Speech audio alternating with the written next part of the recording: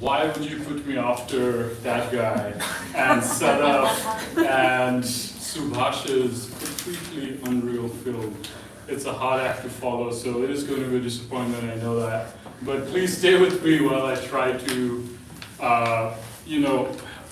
talk about some of these things that I've been working with, engaged in for the past 15 years or so. So, without further ado, I'll start. As you know, you're going to hear talk by a Bengali academic. Bengali academics are like, U.S. military bases. We're everywhere.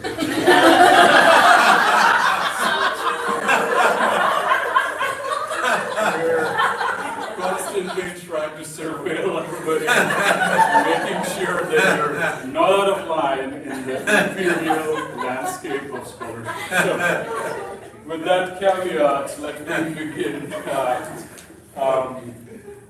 So I want to do two acknowledgements. First, definitely to Hawaii as an indigenous space where the original people are Kanakawi. I recognize the generations of indigenous Hawaiians and their knowledge. Also, I'm based at Lincoln University, which is in Aotearoa, which is as well indigenous space of Tagatafanua, the Maori people. And the Kaitiaki on whose lands and waters I'm a guest, and I support their aspirations for sovereignty as recorded in Te. So that's, me acknowledging in many ways who allows me to do the work that I do. But this talk is for the children of Gaza, right? I'm not going to stay on this exact slide too long because I'm going to start crying. Just to say that I feel we've sort of failed them all, right? Yeah. As all of you know, right? It's been a pretty messed up past few months, right? So, but as a parent, as a scholar, I don't really know how we do work, right? Is that even important? It's not even the same. Yeah. We live in a world where that is seen as okay, right? Well said. That's seen as okay. Who cares? All of this stuff, not important. That's how I feel, right? But anyway, I'm gonna start with that. And I'll sort of go into positionality because this is also very important, right? I grew up in that town, which has two sides to it, right? It is one of India's most planned cities. It's a citadel of corporate, industrial, post-colonial life, Jamshedpur, right? Everything about it works, right? We had roads made of recycled plastic in 2001. We have a municipal corporation that is corporate, right? My family, my father's family were refugees there from Bangladesh. Every male member in my house worked in a steel factory and came out of that ethos of feeling that we sort of belong to this modern Indian dream. However, there's a river that separates two parts of the city, right? The Suvarnareka, Golden River.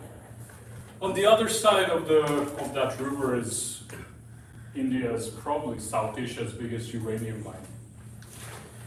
That uranium mine has poisoned generations of Adivasi children, women, and men, right? And so, what is the reality of South Asia plays out really well in the dichotomy of what is Jamshedpur and what was my life growing up, right? So I want to recognize right up front the work that you will see, the stories that you will hear is enabled by the incredible caste and religious privileges that I have, right? Given where India is right now, given what the Himalayas represent, it's the ultimate securitized zone. I couldn't have entered that zone had I been Muslim. I could not have entered that zone had I been Dalit, had I been lower caste. So this is enabled by me being an upper caste man, being educated after my high school in the US, being of a certain gender, being of a certain ethnicity, right? So having said that, I want you to therefore also understand that it is not just the fact that we are doing a certain kind of science or doing a certain kind of research. It's also understanding that because I am the person I am, I can do this work. I guarantee you, in villages in Uttarakhand where Muslims are getting evicted today, you couldn't step in and have conversations about any of these things. I've been at RSS training camps. I've been in BJP rallies. I've hung out with God Rakshas. You can't do that. You can't do that if your name is Murmu, or if your name is quote unquote Rawat. So this work again is enabled by that incredible amount of caste and religious privilege. So my talk today is divided into three pieces: provocations, evidence, and possibilities and futures. And thanks to Sadaf and Subhash, that last bit is already been taken care of. So there isn't a lot of possibility and future that's going to come from upper caste men like me, and as it should be, right? I'm not the one that should be platformed in any way, shape, or form. So provocations, right? One of the things that I want to do is also maybe, again, like Sadaf said, I don't know how much of these things you all know or don't know about, right? Because political ecology or science and technology studies is a very interdisciplinary field which requires people to constantly walk across disciplines, right? I studied biology and physics. I wrote my bachelor's dissertation on quantum tunneling, but then I did a master's in politics, and then I did a PhD in geography. So one of the things is that I am that sort of nobody's person, right? I sort of, here's another random guy who is all over the place, right? So because of that, I will talk about some things. Maybe some of you know about it, maybe some of you don't, but I'm not going to assume anything here. So what is this notion of the Anthropocene, right? So Kate Rawat, I know it says recently, but it was 10 years ago, but Haltman and Pule are writing about it in 2021, so this is their words, right? So she's asking, must the Anthropocene be a Manthropocene, right? Now, what she was referring to is what I would consider to be a lack of gender diversity within large international gatherings of climate scholars. That's what she was, something very specific, right? And specifically, if you want to know, it's the Anthropocene Working Group, which if you don't know what that is, it's an old white men's club that decides what's going on. But you should check it out, and also the indigenous critique of the Anthropocene Working Group. It's a really fantastic conversation, right, between two completely different realities, right? And look, I don't disagree with her, and nobody can. Women are still incredibly marginalized in, let's say, elite scholarship. This is elite scholarship, it's global science-driven numbers. So you have the what we would call soft sciences, whatever that means, as if science can never be soft. The health, political, and psychological sciences, where we see still 30, 31% representation of women as first authors.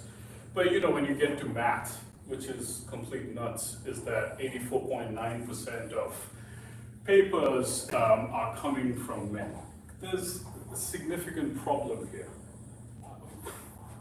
Are women bad mathematicians? God, what a question. It baffles my head to even think about that. Considering I have done a lot of my climate modeling work with a woman who is a climate modeler. But it's interesting to see, again, I'm not going to dwell on this point, but Russia has very equitable male-female divisions when it comes to scholarship, right? Now, what that is that a data justice point, or if it's actual reality, we can have a different conversation about that. But anyway, long story short, Kate was pointing out to things like this. She's a part of the donut economics group. She is the person who came up with that. So what I kind of feel is that there's two pieces of the Anthropocene, right? Again, this is a heuristic, right? This is just a device. Epistemic injustice can't be taken out of political and material control, right? This is all of it. But the point is, in order to understand what are the two different pieces, I've sort of broken it down so that we can address different beasts with different tools, so to speak, right? So there's epistemic injustice, which is certain voices, certain kinds of narratives, certain kinds of tools are being propagated as this is status quo, this is mainstream, this is the way it is. Political and material control is a lot easier to understand with this crowd. This is a Marxist critique. This is what the left has fought for more than 100 years, is that you can't literally build a world on inequality and expect it to survive. None of us survives capitalism. That is actually the point of capitalism, is to not let us survive, right? And that is the whole other part of the Anthropocene. The fact that so this is the stories we are telling, but this is the truth, right? So this is actually the stories of this bit here. So these two scholars, Martin Holtman and Paul and Poulet, wrote this book called Ecological Masculinities. Now, why am I kind of using this as maybe a heuristic as a learning device? You saw the Anthropocene, right? And there's 100 different ways of responding to it, but why am I picking on ecological masculinities? Now, the reason I'm doing that is because it's very easy to see far right or conservative forms of oppression, right? It's easy to see fascism when people are wearing boots and they have swastikas on them, right? It's much harder to see it when it's couched in the language of wokeness, right? So using things like ecological masculinities, which, you see this easy breakdown, right? There's this industrial breadwinner masculinities, where, industrial men, often white men, het cis men, are primarily responsible for humanity's social and ecological problems. Sure. Then you have eco-modernist masculinity. So an example is Elon Musk. It's all the dude bros down in San Jose who think they're going to send, solar panels to the sun to reflect sunlight. Those people. And, it's sort of greenwash tepid sustainability, where the way out of, the way out of climate change is to buy more things. So that way we can all, I guess, die together on the same raft, which is built with Chinese labor. But my point is that they are positioning these two as these two problematic things, which ecological masculinities is going to solve, right? This is discursive framework for examining men, masculinities, and the earth. Now, the kind of binary that's set up here, right, is quite obvious to you. But let's stay with this provocation, right, to shift our trajectory as a species towards a deep green future. What is a deep green future? We'll think about that in a minute. This is a deep ecology, which is again rooted in A lot of eco-feminist thinking. There's a lot of eco-criticism that's part of that as well. Again, I'm not of the school of combative scholarship. I don't put things down. I think there's something to learn from here, right? I think there is possibility here, but there's a lot missing as well, right? For one, they are really, I think I said this at one of the comments, if we have a science state market superstructure, you can't let science go. You can't not have accountability built around science.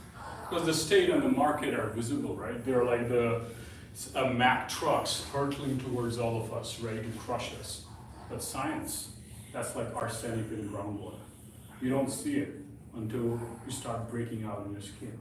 So all of this is interesting, but is very centered, right, in that very post-capitalist, not even like post, but like very mature capitalist economies, right, where everybody's walking around with lattes and bionic puppies, I guess. But the point is that most of the world is not that way, right? Most of the world is not really living off the harvested ruins of minerals and bodies from half the world away. So then they kind of propose this sort of circle, right? Awareness, deconstruction, amendment. Because I've come to academia kicking and screaming because I was an activist, I was working with those forces for a long time, so I'm very driven by practice. I don't know whether it's good or bad, but I lose a lot of, I don't have a lot of patience often for theory, which is why I'm maybe drawn more towards things like political ecology and STS. But let's say now you have a lay of the land, right? This is sort of your provocation, and these are the three questions that I want to engage with today. How does the Anthropocene manifest in South Asia, right? And does ecological masculinities provide an adequate response to the Anthropocene? If not, what are its limits? And then how can we use these insights to imagine possible South Asian futures? I mean, you know the answer to this already, thanks to Sadaf and Subhash, right? They are the ones with the actual imaginary. I am really just a hack job that's riding on their coattails, right? So I will definitely talk about this, but I feel like this has been answered in this conference already. So I'll start with that first piece, right? Evidence. What is the evidence here? I can come back to this map later. It's a very interesting map. As a geographer, I see maps like this and all kinds of lights go off in my head about why these choices were made. But if you want to ask me about it later, we can, but I'm going to move on. So I'll talk about three pieces in the evidence, right? So there's three things that I work with as a scholar is masculinities, I work with climate science, and I work in South Asia, right? So there has been, at least over the past 10 years, a real emerging scholarship in masculinities, something that didn't quite happen as much in the past. And that volume, especially the one edited by Ritodhi Chakraborty, that's an incredible one. It really spans across South Asia, and it goes into many different regions, from Afghanistan to Sri Lanka to India. It's phenomenal. It's a real amazing work. But we also have things like Shannon Phillips becoming young men in New India, masculinities, gender relations, and violence in the post-colony. This is, absolute depressing, but also, I would say maybe not quite surprising look at what it means to be a young man in an urban city in India today. It's phenomenal, really. And then you also have a lot of, other forms of media, right? So this is by a friend, Harjant. He made this years ago. I think he was making it when I was in DC, called Murgistan. And it's, he kind of goes into rural Punjab and he videos a lot of these young Punjabi men and their sort of version of what it means to be a man and masculinity. But this is, again, an incredible documentary, Mardistan is. But Gopinath and Sundar have this, again, like that is the book that I really like, the one that I showed you. And then there is a special issue that Gopinath and Sundar have from 2020. I forget which journal it's in. I'm sure you can Google it. And what they say in this is something that I love. Casting masculinities as mobile, provisional, and ongoing projects, ones that are more precarious than one would expect. The essays in the special issue hold a promise of change, right? They suggest that both the overarching concept and specific forms of hegemonic masculinities may be dismantled, disrupted, and rescripted. So the point is that South Asia, like many other places in the world, is replete with what they call vernacular masculinities. And this is a very useful frame, I think, with which to understand the way men are changing today in South Asia, right? So something that I'll put in here is that I'm editing a special issue on Himalayan masculinities for South Asia Journal because we sort of looked around and saw there was a lot of different kinds of conversations happening around masculinity across the Himalaya, which were not collected. So if any of you know people that are interested in writing about Himalayan masculinities, do ask them to drop me a line. But we are sort of following this roadmap, right, that Gopinath and Sundar set out. And there's, again, like Sadaf was showing with the art world, the same thing is happening to masculinities work as well. There's Dalit masculinities, there's Adivasi, there's queer, there's working class masculinities, there's vernacular, like the Gopinath and Sundar one. This is another really amazing book about Nagaland and about Naga men by Matthew, who is my co-editor for that Himalayan Masculinities book. He was one of Dolly and Duncan Aotearoa students, the two probably greatest living Naga scholars we have. Again, an amazing way of engaging with securitization, borderland, the state, all of that in one tapestry, right, of gender, of bodies. So, now that was the masculinities bit, right, that I worked with. This is the part that I think maybe a little newer for a lot of you here in terms of STS and political ecology, right? So what is political ecology? It's often kind of looking at how seemingly ecological things are a creation of power, right? It is power and relationships between various points of power that create ecology.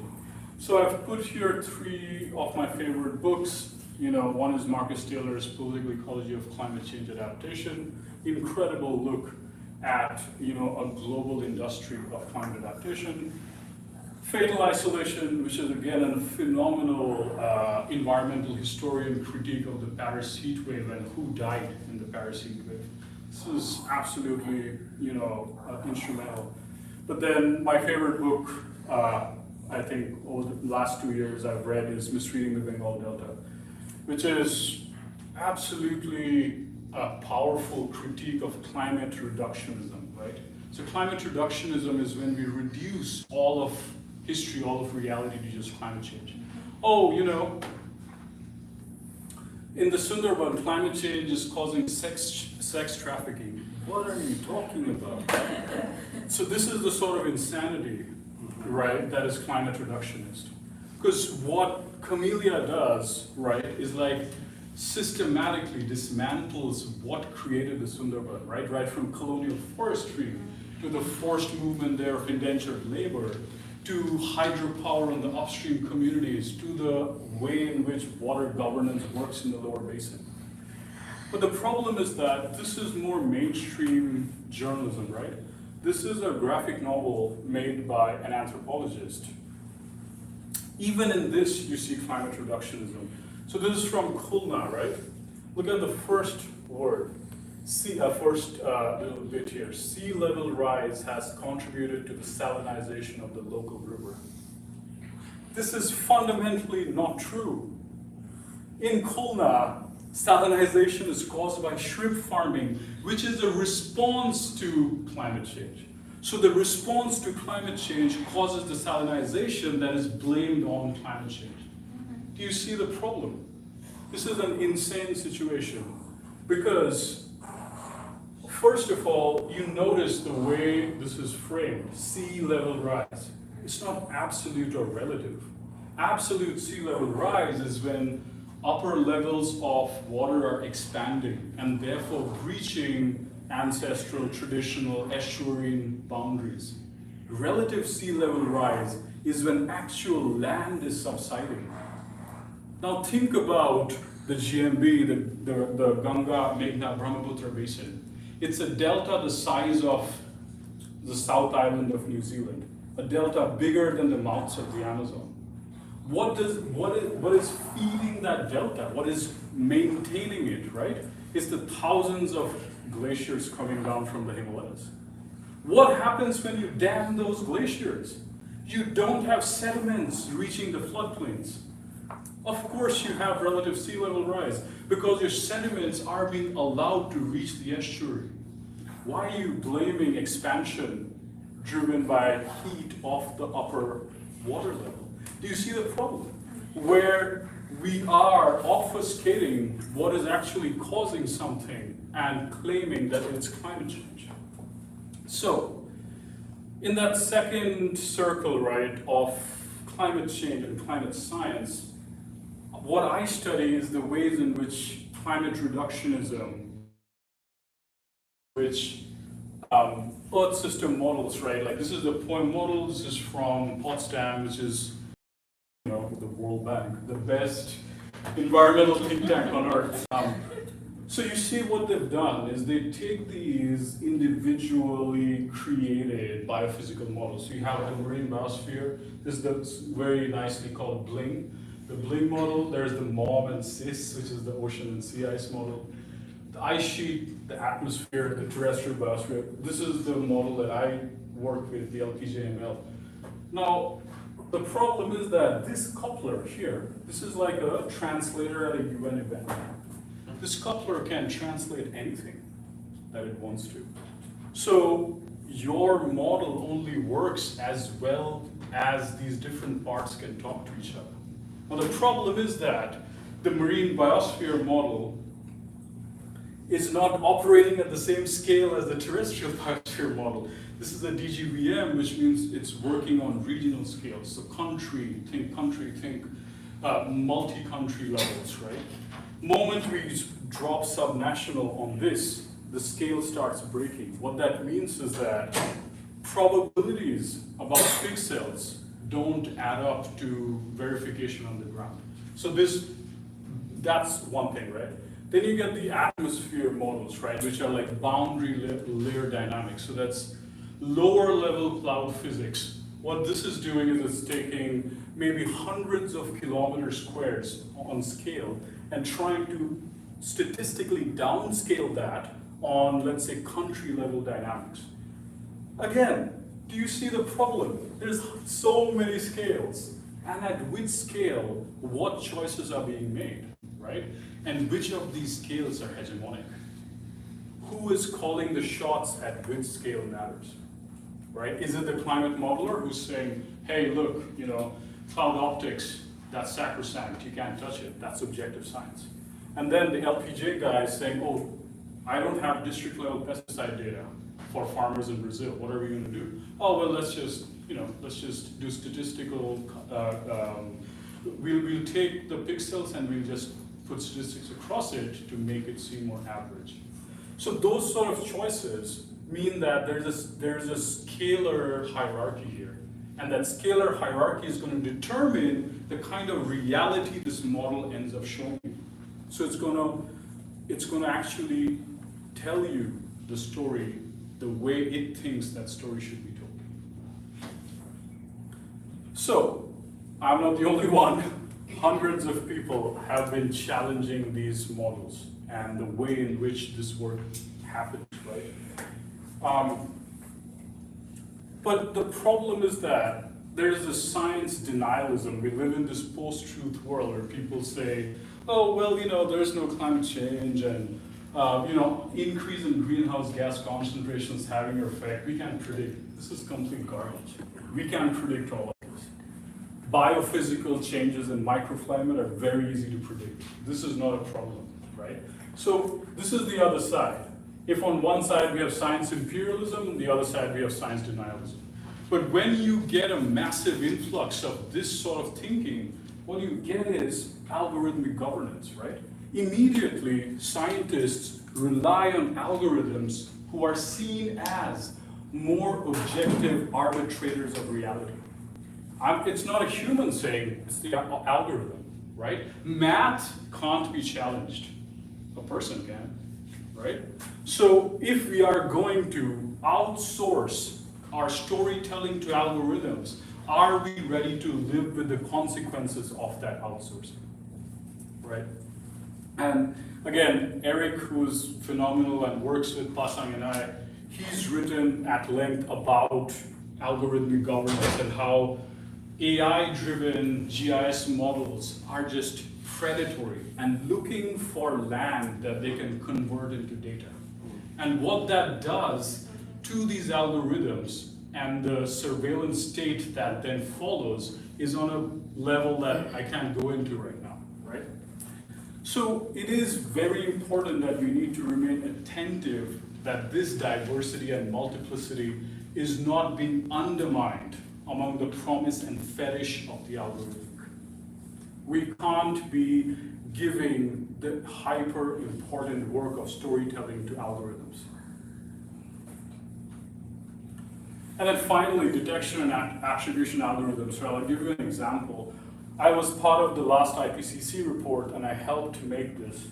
So one of the things is that you see how South Asia almost has nothing shown here. That's partly because of me, because I made a real big deal that actually you can't attribute many of the things that we're seeing to climate change. There's so much development work happening. There's so much stuff happening around agrarian transformation. There's things happening that are politically and economically driven. So you can't just willy-nilly throw low, medium, high, very high observed impacts attributed to climate change, right? Again, if you want to work in a space that is political ecology and STS, please help me build a better one.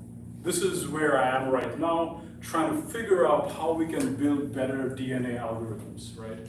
DNA algorithms that don't consume whole societies, cultures, and bodies and spit out probabilities which don't make sense because they're climate reductionist. But this is what's going to get you the grants, and this is what's going to get you the big money. Climate finance, today, $2.5 trillion industry. 2.5 trillion. That beast has to be underwritten by a science, right? This is that science. So, to kind of summarize this bit, the impacts of climate change mimic the impacts of colonization and capitalism. Never forget this. They mimic the impacts. What seems to be a flooding caused by an extreme event is really just dam gates being released upstream, right? When you see a 100-year flood on the Indus, what you're really seeing is aging colonial irrigation infrastructure finally collapsing. So this is a vital thing to always remember. And I would say, if anybody's interested, check out my favorite political ecology book of all time, Late Victorian Holocaust, El Nino famines and making of the New World, right? It's by Mike Davis, phenomenal Marxist historian. Look, so this is the climate bit. Hopefully that made sense to all of you. So finally we come to South Asia, right? So this is by a risk assessment think tank, which is part of the American Security Project, and they say that South Asia and Africa, the world's most climate vulnerable. Oh, surprise, surprise, that's where most of the climate finance is going. Probably half of that 2.5 trillion is going to end up there, right? For what? For what someone was saying yesterday, so that the Pakistani military can now act as contractors to climate adaptation projects, right? So you got to subcontract out this whole machinery of development in order to save poor black and brown people from dying of heat. Because in India, we don't know how to live with hot summers. This is from Nature. What it's doing, right, again, is showing you, so I'm not going to overcomplicate things here. This is the best array of climate models we have, right? So this is, I think, 11 of them here. What is showing on the upper one is the precipitational change, going forward in time in South Asia, right? So you see this giant black blob over here. That's where the precip is really going to go up. A lot of rain is going to fall in the desert parts of West India and Pakistan. Now, here's the interesting bit.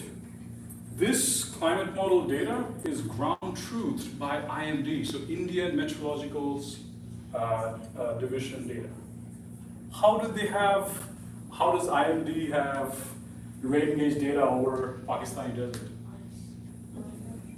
So here's the question, right? IMD is verifying this data. This is a great paper, by the way. I have no problems with the paper. My question becomes, this is actually the pot, and again, if you see Nepal and Bhutan, everything is great, nothing's changing, hundreds of years into the future, climate change is doing nothing. So then I don't know what the problem is, why are people so obsessed with Himalayan glaciers? Because according to this, nothing's really happening, right? So again, my point is that there is this massive web of reality that climate science is weaving. If we are not careful, we won't quite understand what a graph like this is trying to tell us, right? I don't know if there's going to be a massive increase in precipitation over the Thar. I don't know. Maybe there will. Maybe there will. But my point is that if that's where our ground truth stations are the weakest, then it's hard for me to accept the realities being spun by this climate model set. But anyway, long story short, South Asia is ground zero for climate emergency. And then you have Economic and Social Commission for the Asia and Pacific saying the Asia Pacific riskscape, right? So it's this riskification of this whole piece of land. Everything is risky, which is also why South Asia is #1 for climate fiction, right? It's the place that everybody wants to write climate fiction about. Everything is collapsing, everything is dystopic, things are just burning to the ground. Well, according to Nature, it's clearly not. So what's your problem? But my point is that riskification, right, creates a certain kind of, it's the Naomi Klein logic, the shock doctrine. Moment you have a risky situation, first thing you do is you suspend civil rights. First thing you do is you suspend democracy. So when you call a climate emergency, it's almost like giving a state the warrant to suspend rights, right? So if we riskify this landscape, if we treat this whole thing as risky, then we've entered a very different political, ecological, social, economic zone. And that is going to require, that then leads to a very different set of responses, right? So, now I come to the Himalaya, the part of this whole thing that I know the best. Anyway, so you saw those graphs I just showed you. That's from Mishra et al.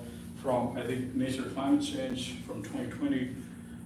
And they're literally saying this. There is bias in temperature observations from IMD in the Himalaya, which can be attributed to sparse station density. Yeah, absolutely, I'm with you. Why aren't you using other ways of verifying climate data? Why are you so obsessed with the technoscience that has to be this little plonked down weather station that's going to catch rain and wirelessly emit how much rain it fell? There's 8,000 ways of measuring precipitation across the mountains. from how yak milk tastes to when pine cones come out in the tree, to which time of the day you see honeybees settling on apple trees. All of those are indicators. Why aren't we using those indicators?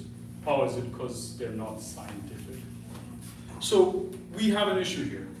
What is the issue? The issue is that we have on-site infrastructural capital lack of these things, right? So it's not capital-intensive science. And when we see a lack of capital-intensive science for 100 different reasons, the solution seems to me to retreat to statistics instead of retreating to indigenous knowledge. Why is that the option? Why is the option of filling in the gaps left to math and not to the village elders? What is the justification there? And these are the kind of questions that need to be unraveled to understand how that science, society, market superstructure actually has been rewriting our world for 600 years.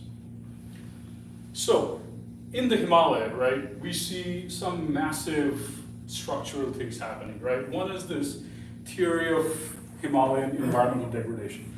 So this, in many ways, is one of the first political ecological texts ever written in the Anglophone world.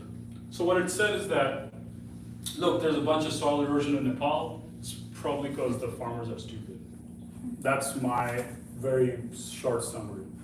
But the reason that soil erosion was happening, right, was dependent on 800 different things, from changes in forestry, who was blowing up dams where, which part of the land was owned by the state, which part of the land was owned by the community forestry, what sort of elevational gradient were we using when we were doing planting of rice varieties, what sort of intensification methodologies were we using. Anyway, the list goes on. But it's much easier for me to tell you farmers are stupid. And so this logic of the theory of Himalayan degradation is still sort of the subliminal ghost in the machine in the whole region, right?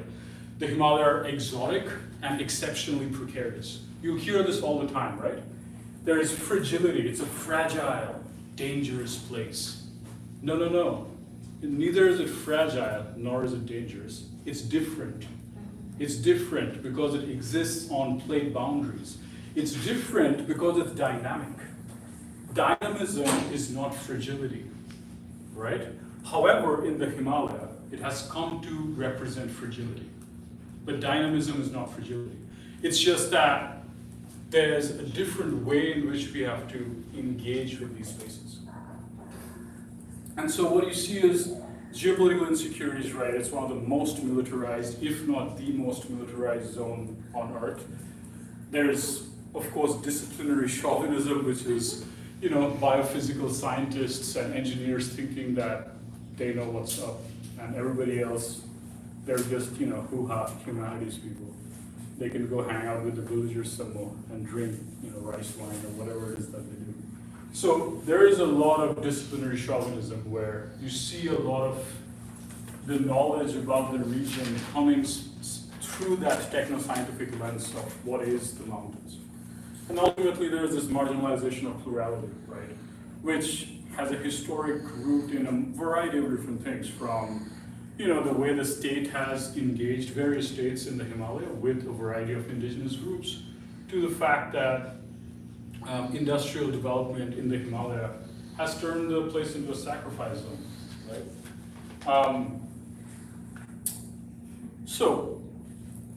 But there's another thing which is sort of very unique that happened here in, let's say, about 10 years ago, 15 at this point. In 2010, the IPCC faced its biggest credibility challenge. Some emails were leaked, and what was found that Himalayan glaciers were going to melt by 2035, which was said in the report, was found to be false. Now, this was like ammunition, this was Diwali for all the climate deniers. They were like, oh my God, look, making stuff up. If they're making this up, wonder what else they're making up. So because of this sort of I would say, aberration in the report, this misinformation, which was because of a variety of different issues, which I don't have time to go into right now. You know, you see reports like this, which have come out now, where, you know, now it's 2100, again, I don't know how much of that number makes sense, but let's go with it for right now. But this same report, published in Al Jazeera, right, says, earlier this year, the Indian mountain town of Joshimath began sinking and residents had to be relocated. Before that, it's saying the effects of climate change are already felt by Himalayan communities. Okay, so the assumption here is climate change is causing the town to sink. Completely false, right? This is caused by hydraulic drilling into subsided mountainsides. This is hydropower. Remember, mimicking climate change? This is that. This is that mimic, right? That's just a little news bite shoved in there, right? Which all of a sudden becomes part of climate mythology. All of a sudden, the state, the corporation, the scientists, the engineers, they're all absolved of all their crimes, right? The geologists can say, oh, well, we don't really know if using that giant drill bit was the best idea underneath, you know, soft rock. Are you kidding me right now?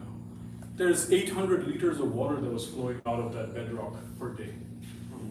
The point is that if you look at the Himalaya today, a majority of land movement is actually caused by the removal of groundwater, which is causing land to subside. Groundwater acts as a layer on which to place rock. If you suck that water out, there is no way that rock can remain stable. But you know what? Now we have climate change. So let's just blame that, right? So we have this happening as well. And again, I don't have the time to go into the whole sort of range of things, but Dolly's book, Living with Oil and Coal, should be required reading for anybody that wants to learn about the Himalaya. It is phenomenal because it really brings to life that sacrifice zone that this place has become. Sarah Besky's book about Darjeeling and about the plantations that the Himalaya now holds is another incredible look at how the colonial administrators turned these mountains into plantations. And then finally, someone whose work I use a lot, Haripriya Rangan, who kind of looks at how things like Chipko and these popular movements were essentially co-opted by middle-class elite environmentalists to serve their own purposes, right? So there is a lot of mining happening here. And I mean that in the material and cultural sense, right? There are actual stories that are being harvested and co-opted, but there's also literal material and human bodies that are being harvested for their labor, as well as for their potential to essentially feed the furnaces of North India, right? The Himalayas are literally just a conveyor belt of people and material. So, having said that, you sort of get a sense of what the Anthropocene may kind of look like in the Himalaya, right? So, this next part, what I'll do is I'll give you 3 short stories that allow you to kind of enter into the spaces, the localities, the bodies, the minds of some of these people, right? So the first one that, before I do that though, I want to say something which is, this over here is a model that I was building when I was in graduate school, right? And when we started doing this work, the problem ended up being that the stories would never neatly fit inside any of this. And so I had a lot of conversations with the modelers, with the geophysicists saying that, look, these straight lines and this sort of neat package, this is not how life is in the mountains, right? And so what, they then essentially put in this little thing here called qualitative field data, which, doesn't really mean anything, but anyway, so I'm sort of engaging with these 3 things in Uttarakhand, where I did my field work for years. I worked there which is this little piece of land stuck between Nepal, China, and India. So some popular narratives of the mountains are male migration, fear of attacks by leopards leaves Uttarakhand 7, ghost villages, right? This ghost village thing. There's films about it. This is a beautiful film called Aotearoa. But actually, the rural to urban movement in Uttarakhand is 6th in India. Number 1 is Goa. So why are we hearing about Goan ghost villages? So there's a whole, politics behind why certain ghost villages or certain rural depeopling gets pushed out, right? Because hey, if our rural borders are empty, then the Chinese and the Pakistanis are going to come in. It's also sacred geography, right? If you are not paying attention to what's happening in Uttarakhand today, you are not looking at the ground zero of Hindutva. This is the ultimate lab of right-wing Hindu nationalism. This is where the hammer is falling the hardest. It is literally a cleansing of the state, the reclamation of a historical Hindu homeland. That's Uttarakhand. And then finally, it's a land ravaged by natural disasters. Makes it seem like, I don't know, like this is Pandora, but it's really not. And then industrial opportunity is the second fastest growing GDP in India because of a variety of different reasons. Anyway, so I would say these are some of the social ecological transformations happening at the rural household level, right? These are some of the actors, development NGOs, non-human beings, experts, the state, what have you. And then the rural household is also dealing with structural processes like climate change, mobility, land use, commercialization, elite resource capture, and other things. So there is this relational web, right, of things that is going on. So again, people in this room who are incredibly inspirational to me have written phenomenal books which guide this sort of work. Sarah, who's sitting right there, Intimate Geopolitics, absolutely incredible. Luke Whitmore's Mountain, Water, Rock God, again, should be like necessary reading to anybody trying to understand Uttarakhand. And Marxist historians like Shekhar Pathak, Hari Bhari Umeed, which really looks at what Uttarakhand is and what it came from, right? So, my first story, let's see how many stories we can get through. We'll start with this one. So this little story happened at the Govind Pant Research Institute. There were 3 people there. There was Ravalji, the scientist, there was the citizen science coordinator, and there was me. It was Hindi mixed with English conversations. So the white is the scientist. As I'm sure you know, both foreign and Indian experts have predicted climate change will severely impact already fragile Himalayan regions, so we can't just sit around. So then there is me asking, but sir, how are we ground truthing these claims? You were talking yesterday about how unreliable remote sensing data can be. Is the erosion in Virji, who is the citizen science guy, due to climate change or pines on high elevation slopes? So then scientist says, he's sitting right there asking, aap bataiye. What he's asking, what caused the floods? So then, Chakraborty ji, I'm ignorant, not educated. Doctors like you both, right? I think if we cut trees and live unethically, then floods happen. This is a result of our sins, right? And again, Mabel has written about this sin being part of climate as well. And so anyway, he switches to English, right? The scientist switches to English so that Virji doesn't understand. Do you see how superstitious and ignorant Pahari people are? Both of them are Pahari, right? Anyway, how are we supposed to ground truth data? I can't even get them to trust in science. So then I'm asking, the scientist, but sir, when I was in Virji's village last week, one panchayat said that hillside erosion has increased in slopes with pine incursion, and stepped fields where older irrigation channels were intended due to horticultural planting. So then the scientist now is getting a little frustrated with me. Chakraborty ji, tell me one thing, what are you after? If you want to understand village politics, then you need to be in the village. Why are you here? I'm a scientist. My work is the development of Pahar, right? So then, Virji sort of realizes that things are getting a little crazy. And he's like, Ravalji has really helped us. I mean, without him, we were lost. Because on one side there is change in seasons, Ritu Badlao, and on the other is threat from outsiders. With his help, we are being able to manage both. Outsiders, so I'm asking, you mean people from Delhi buying your land?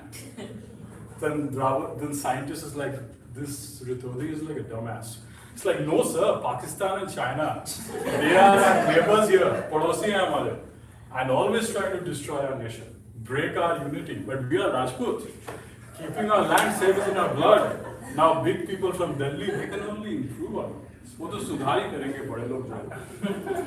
But coming back to climate change, VG, in the village, I was in the lower caste Tok and saw because of the land holdings, all the rainwater was draining into the fields and waterlogging for days. One family said they had lost multiple animals to infections. Chakraborty ji, if you don't mind, can I tell you something? Look, ये छोटे जात वाले, SC families are very good at crying to the government, to outsiders. It's also they can get compensation. Flood don't see jat path. So, one final question. You are part of the scientific team which helped write the Uttarakhand State Climate Change Action Plan. I had a few questions about some data. Can I ask you? Yes, go on. Oh, Vijay, can you get some chai? But sir is from foreign. We can bring coffee for him. Thank you, Vijay. So, sir, I was wondering how the team created a detection and attribution algorithm, right? My favorite horse to ride on. Since we don't really have region scale integrated modeling, other projection based on statistical downscale. Sarji, okay. It's like I have to go soon, but let me tell you this. Foreign consultants like you come here with money. They want to see climate change. Big Saab says, Rawat, find some way to make it happen. So I make it happen. No one in Himalayan states has any ground truthing data. So what am I supposed to do now? Right? Sorry, sir, I didn't mean to offend you. Try to understand how this report was made. It seems like a lot of money and policy matters are being hinged on climate projections. Chakraborty ji, climate change is the new Lakshmi. If I put it on my grant, chances of getting funded are higher. Foreign scientists, they don't care about poverty in the village or whose cows died. They just want to know who is responsible. They want a simple answer. Now you tell me who is responsible. Right? So that's that. I'll really fast do this one. So this one is from Gandhigiri to Baba Ramdev, how upper caste young men are becoming brokers of new liberal Hindu nation, right? So again, a lot of different actors here. I'll switch to the conversation. So Negiji, so this guy here, he's the head of an old Marxist NGO in Pahar, right? So then he's saying to Negiji, who is the worker who he works with in the village, both of them are like old Marxists, right? Very leftist. Negiji, this time the Tata people won't be helping us that much unless we can bring in the climate change angle. Then there are some people interested. That guy from HSBC Bank called me a few times. So HSBC Bank is doing CSR work with climate change. Whatever you think is right, this is Negi. I just need some money to keep the after-school centers alive, hire 2-3 girls, given the family situation, they don't have options, blah, blah. So what about Hansa Foundation? Now this is Suraj, who is this like entrepreneurial son of Negi. These days they are all over the mountain. They seem to have a lot of money. They are supporting the new solar initiatives. Hansa Foundation, so Hansa Foundation is, you guys know 5-Hour Energy, that drink? That's that guy. So that's his foundation. He's all over India. Anyway, that's a different story. Do you know who is behind Hansa? We can't just take money from anybody. Ye theka nahi hai. This isn't a theka like a liquor shop. Switching to Kumaoni. So Negi switches to Kumaoni to talk to his son. Bas chukkar. Which atana pata agar hindu khatta. Which is like, you don't know anything and you think you know a lot. Tere bas ki baat nahi hai. So this is sort of like, how can you deviate from our leftist politics?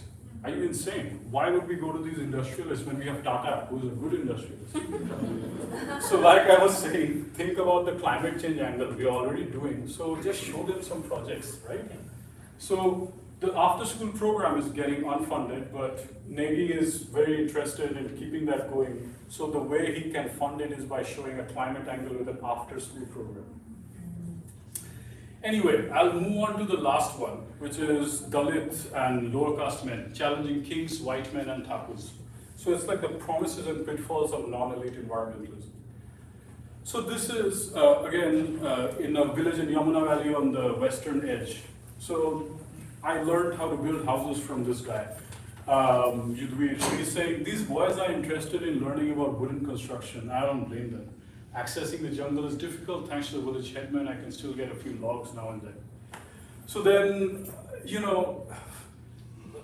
this is his son saying, he has no problem stealing wood, but I move a little sand from river and I'm the criminal. So his son sells sand to the construction people that are in the village. Look, the way I see it, all this Jal Jungle Jameen never belonged to us. First there were kings, then the British, and now the Thakurs and the forest department. What has changed for us, right? How can I ruin something that never belonged to me? So then his father is saying, sir, you tell me, is this how anyone speaks in this mahal? Like the kind of Hindu nationalism we live within, should you be saying these things to Thakurs, right? And then, his son is like, what gods, Rendo? When the Thakurs burned Kishan's house a few years ago for making the mistake of buying alcohol from the village liquor shop, where were the gods? Power is all that matters, and land. Bhaiya was telling me the ice is melting faster in the summer, which is why there is more sand now in the riverbed. Thakurs want pakka homes, I'm going to sell it to them. You are just used to your gulami. Aap gulami ke, you are used to being a gulam of the Thakurs. So, and then the one time a woman speaks, right? So I'm asking Rupa, Rohit's wife, what do you think? What do I think? That's what the NGO people, you scientists all want to know. There was a lady here last year from Norway asking me all these questions about money, education, climate change. How has it helped me? What is the difference between me and the cow? Look at my hands, right? Rough like stones. I'm tired of these drunk men fighting every day. So I'll sort of move on. The Himalayan Anthropocene is emerging in a multiple different ways, right? And Pahari identity has become about reclaiming the Hindu homeland. And this is what Harish Rawat, big man politician, said. I don't know about soft and hard Hindutva, I only know Hindu, and I am a Hindu. So, and then, Sunil, another, young upper class man said, Baba Ramdev ne dikhaya China ko iski auqat, right? Like, only Baba Ramdev has shown. What are you guys talking about? Aap ye napunsak scientist, that's what he goes. And then Sheila Devi, who's Sunil's mother, says, why are you so obsessed with the climate? Nature is not what marginalizes and exploits us, right? So essentially, upper caste men are controlling both materiality and discourse of the Anthropocene, right? On both sides, they are sort of the gatekeepers of the ways in which things are changing and the ways in which those things are being talked about. So it's a hyper-complex web, and they're wielding it really tight. So finally, I'll come to my last few minutes, possibly futures. Again, if you haven't read the People of Hala Hala, incredible graphic novel by Apu Pen about Rashtraman. Rashtraman is there. So again, since I said non-combative scholarship, I feel the ecological masculinities work can really gain a lot from engaging with feminist, radical, abolitionist, indigenous, political ecology, and STS, right? And again, some theoretical considerations to think about. Caste is not race. Again, I don't have the time to go into this right now. All I would say is read the special issue that Mabel edited. Ecological and environmental determinism is a massive thing. We talked about that. Science needs to be encountered. Without that, we're not going anywhere. Finally, hegemonic versus non-hegemonic masculinities function very differently. But this is a conclusion I could have given right at the beginning, right? Masculinities can never lead a challenge to the Anthropocene. That is, breaking the master's house with his tools. This can't ever happen. So this is just the ecological masculinities crowd, thankfully, but no thank you. That's not the way out. So let me show you just a few way outs, right? So we need to go from risk to reparations, survival to flourishing. So you do that through things like Max Liboron, right? Who is literally the greatest thing to happen to geosciences in my generation, right? So they are running an anti-colonial feminist lab. If you're interested, check this out. And also abolition ecology, right? Which is becoming more and more centerpiece in political ecology. Also, Mabel and Dolly's letters, one of the most phenomenal things to come out of Himalayan writing, as a really great way of understanding how the Himalayas are conceived.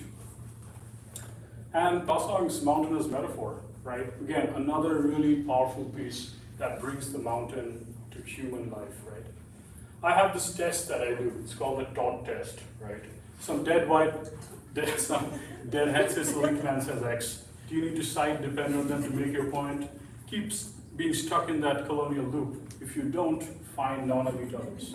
So don't fail the Todd test in your work, right? Because if you do, then you're part of the problem. And then finally, climate adaptation is a $2 trillion market. So what we are doing, Pasang and I are building the knowledge justice protocol with other indigenous communities, and I have built a maladaptation assessment tool which audits adaptation finance, calculates adaptation risk and climate risk. This is going into indigenous IP, so we are investing in it right now to create a platform to audit adaptation projects. So yes, thank you so much, and don't do CO2 colonialism, not a good look. Climate models don't need better math, they need poetry, right? They don't need better math. And like every Bengali, I'm a poet, so here's a small poem to end with. This algorithmic beast eats bodies and lands whole, right? Mountains become probability, the future is just fear.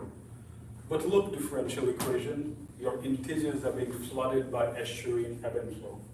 Ancestral sediments are breaking open righteous hydrology. Make room for the monsoons. Thank you.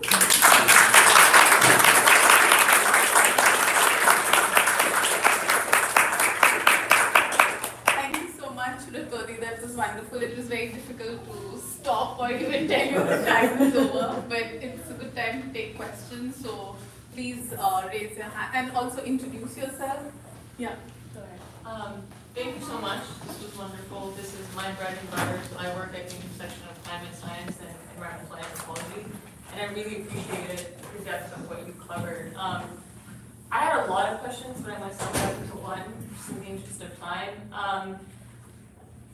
You mentioned how a lot of the issues that communities in the Himalayas and South Asia generally that are facing are framed as climate change issues, but they necessarily aren't. Like groundwater table collapse, for instance, right? The way I think about it, or I'm trying to think about it, is what are your thoughts on redefining the way climate change is conceived by the Western Academy and Western science as a whole, right? Because climate change right now is essentially tied to carbon fetishization. It's about quantifying greenhouse gases, and that's it, right? It's just climate mitigation. But if we shift the entire understanding of climate change away from that and tie it to how colonialism, slavery, all of that has actually shaped the world order as it is today, and climate change isn't that a more fruitful way of sort of tying the issues our communities are facing environmentally and in a climate way, and in terms of climate disasters and impacts? And that in a way makes it easier to sort of shift the science away from just focusing on sort of all the science that's coming from the Western Academy, because even if, and unfortunately even at my institution, it's like indigenous knowledge is just an add-on, or citizen science is just an add-on. It's like a checkbox that they need to fill, right? So essentially what would the world look like if we just reshaped our whole understanding of climate change and included colonialism as a figurative part of what has shaped climate change to what it is today? Yeah, no, it's a great question. I mean, the short answer is yes, you do need to do that. But the thing is that, look, one of the things that Vijay said when his talk is very important to remember. Politically, the world has shifted so far right that social democratic center has completely collapsed, right? That social democratic central collapse means that progressive politics has no space anymore. If we, and Camelia talks about this as well, climate change can be wielded to get to better outcomes for a lot of these groups, right? So that's saying that it already is, embodying that power, that finance, and that capital. why don't we just use it, harness it to help our communities out? I think on one hand that there is potential there, but the real risk, that we run into is spending too much money at wielding, corralling, domesticating this climate finance beast, and forgetting that the real work still is on the left, still building those progressive alliances, still working on social democratic ends, still sort of investing in understanding what young people want and youth want. I feel like what's happening is there's a lot of political energy that's been dissipated into the climate space. That energy could go into leftist politics, that could go into progressive politics, that could be holding that center accountable, right? So my point is that if at some point of time climate politics starts eating into, it already is, eating into the progressive base of young people, right? Young people now across Europe, their biggest understanding or political position is green politics. That's all good. I have no problem with that. But we also need indigenous-led. We also need anti-capitalist politics happening. If you can do both, good for you. If you are going to eat into the progressive base, you have to stop, because that is more important. That building that up, creating that center is more important. I'm not saying that this should work for every situation or can. I do think there is generative potential in domesticating the climate finance beast. I do think so. But not at the cost of progressive politics. Any questions? So Ritodhi, I have a question. First of all, I'd like to thank you for this very rich talk. And as you were talking, I really wanted to say that you're an interdisciplinary scholar, given your work and your diverse training as well. I'm also thinking about, when you were talking about positionality, the question that often comes up: how do we know what we know, and the importance of stories? So do you want to kind of share a little bit about the value of storytelling in kind of making visible the climate injustice or the epistemic injustice that's happening, and how do we do that kind of storytelling? Yeah, I think, you already have an example. You saw it yesterday, right? The way you tell it is the way Subhash tells it. Part of it is that both the characters and the symbols have to be sort of liberated from a certain kind of easy space within which they can flit between a variety of national imaginaries. That's, the local is very important. If you can't root yourself, if you can't find what is meaningful for that moment in time, because that's something very powerful about what Subhash was showing. Each moment of time mattered a lot. That's why moving between them matters, right? If each moment didn't have a special, let's say, promise within it, then the time travelers would just be in one time, right? And so the truth is that at the end of the day, I could show you the Lament of the Brahmaputra, which is a phenomenal audio archive of the way the river is changing, right? So again, some of the work that Pasang and I and Mabel, hopefully others are trying to do is around sort of using accessible ways in which you talk about knowledge, right? Because if you think about epistemic justice, right, there's empirical justice, which means I now talk to, I do an oral history along with my remote sensing. All good, fine. That's the small potatoes. How about analytical justice? Are you going to mine that oral history to then run your, two-tailed t-test? This is the problem. Because if you mine oral history for statistics, you've colonized it. The problem is, analytical justice is much harder to do, right? And then finally, you have representational justice. What form of knowledge actually speaks to the people that it matters to? If you don't understand half the things in Subhash's film, then that's great.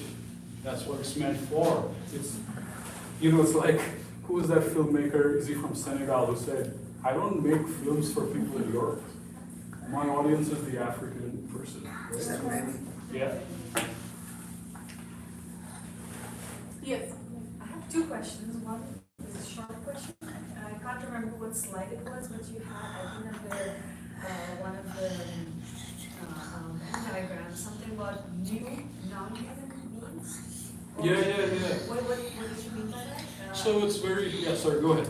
And the second is, so my family is based in there in Uttarakhand, and this time with the whole Aotearoa, it was just like, Uttarakhand just being for me hyper Hindu nationalism, and especially right now, it just feels like a lot of despair in terms of if you're looking at progressive politics. I was wondering, you were giving some examples, in the mountains, and the people have written about, almost like, I don't know if there's open resistance or challenge, that's impossible, I think, right now, but what kind of spaces do you see where there's some kind of a flourishing or possibilities or alternate, or even things that are maybe,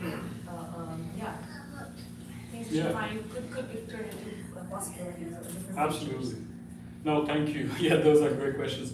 For the first one, it's something I'm kind of writing about right now, is that in some of these older Pahari men, there's this sense that horticulture or like crops from the plains are, they're like Maidani cheese, right?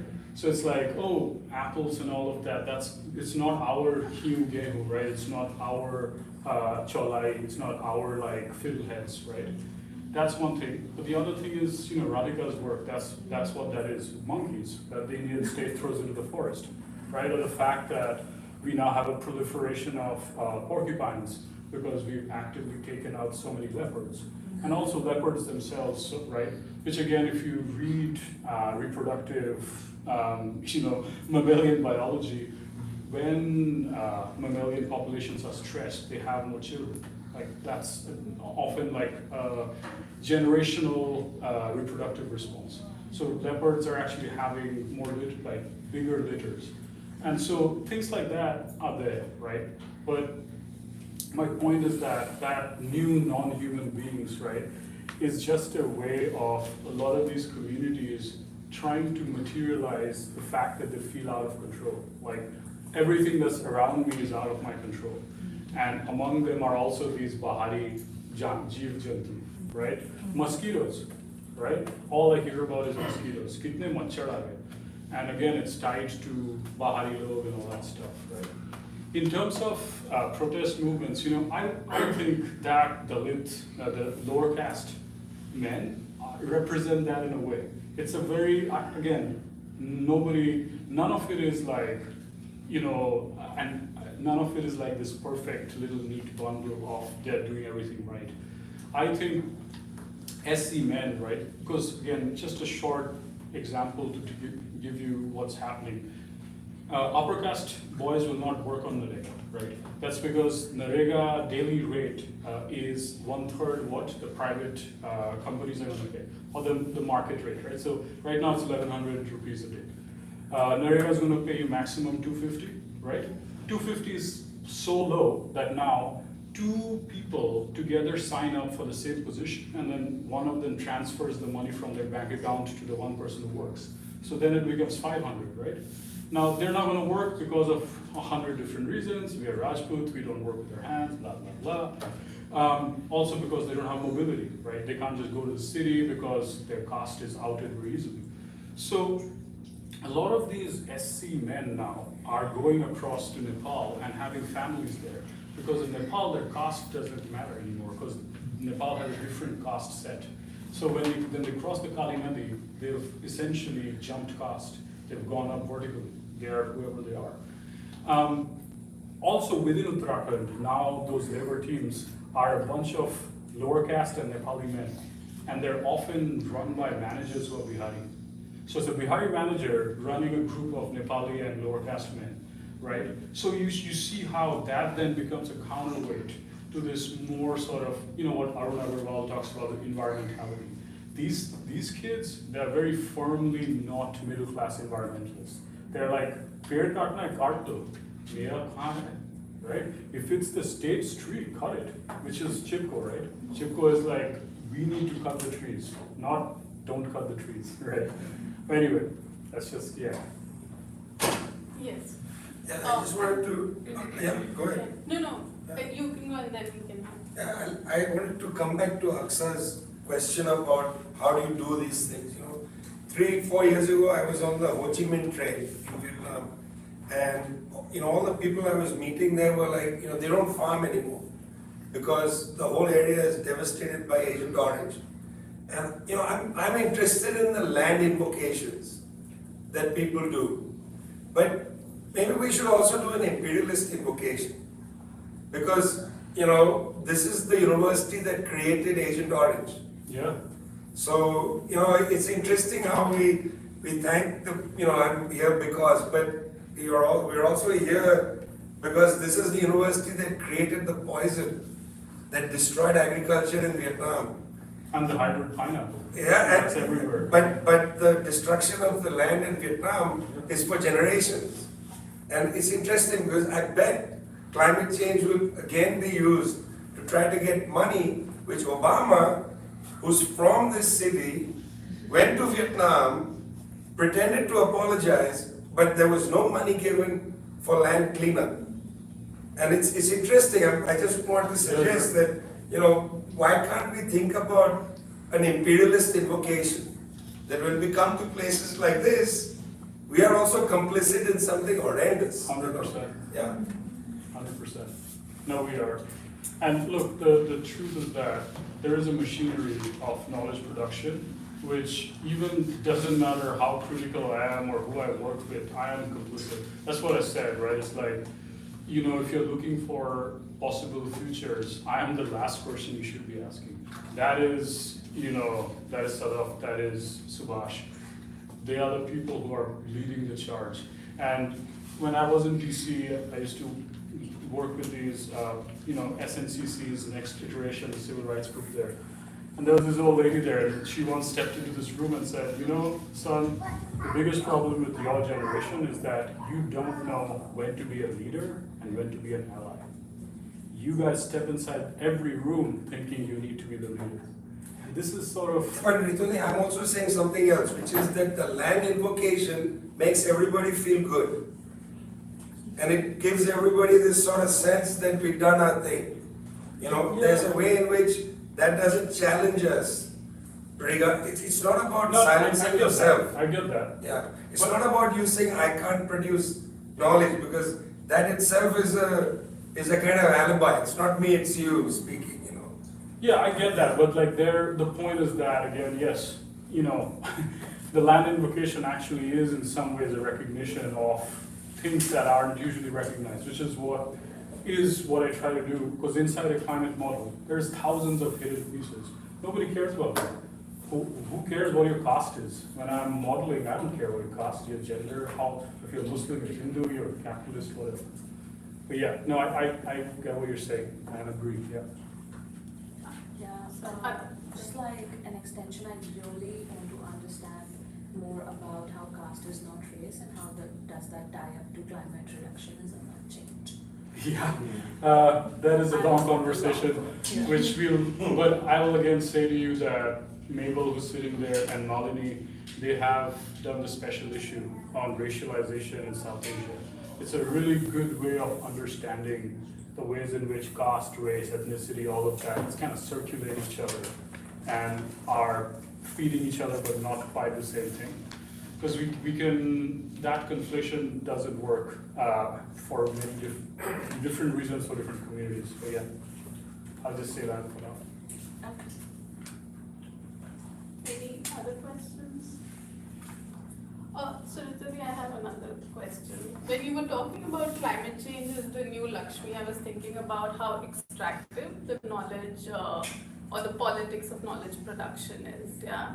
And you also talk about indigenous futurity, and that's something that I'm part of a group on indigenous and black studies as well, and thinking about against this colonial narrative as well. So what does one do with this kind of politics of knowledge production? Because even if you look at climate change knowledge, it's deeply hierarchical, it's male, like you've shown us with the Anthropocene. So how does one address that? And in addressing that, how does one talk about the dynamics of not just caste, but caste and patriarchy? Yeah. No, it's a great question. So one of the things, which really bothered me about the ecological masculinities literature was this thing that I feel it's it can be an ahistoric view of how power actually shifts, right? Which powerful person has ever said, oh, you guys here have some power? That's not how it works, right? So you have to squeeze, you have to regulate, you have to literally, bash in. And that's the struggle. You've got to hold these powerful people, things, institutions accountable. And that's part of why, Pasang and I are trying to build that knowledge justice protocol. At least it's for the IPCC, which is seen as the shining, citadel of knowledge, which will hold it accountable, right? We just finished this meta-analysis of 89,000 IPCC citations. There is 400 bits of indigenous knowledge in there, out of 89,000. Out of those 400 bits, I bet less than 50 are produced through collaboration. So let's say 50 tiny pieces of information out of 89,000 things that were thought to be valid are circulating within these spaces.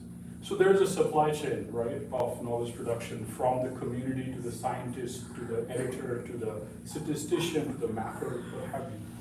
How are we holding each part of that chain accountable? If we don't create protocols, if we don't create regulations, no one's going to be like, yep, all indigenous people, goodbye biology. That doesn't happen. So it's got to be heavy-handed regulation, which says this chapter has failed the certification. This is not indigenous knowledge certified. So having that, I know it's the language of liberalism certification, but it kind of works as a regulatory tool. So again, this sort of romanticized version of it, can't we just all get along and hug trees and stuff? That's just not the reality. That's not what's happening in the Himalaya. That's not how Chipko happened. That's not 50 years of legacy of Marxist and leftist action in Uttarakhand doesn't show that. So it's like we have this real opportunity to put the squeeze, use the tools of STS, use the tools of radical indigenous thought to be like, you know what? You understand regulation. This is the regulation. This is a certification. Pass this. That's what my adaptation audit tool is as well. If you can't pass it, then you're gonna get it not certified. Okay, not tested. But there's no other way. Power doesn't respond to empathy and compassion. Anyone else? Any questions? Yeah. Thank you so much, Ritodhi. This is wonderful.